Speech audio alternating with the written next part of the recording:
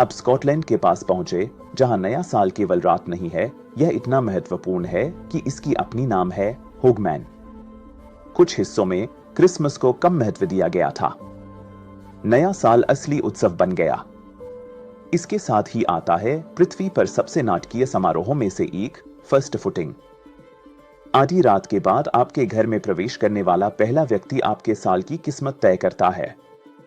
परंपरागत रूप से यह व्यक्ति लंबा, गहरे बालों वाला और पुरुष होना चाहिए। यह एक अंधविश्वास है जो वाइकिंग आक्रमणों तक जाता है। पहला कदम बिना किसी उपहार के नहीं आता।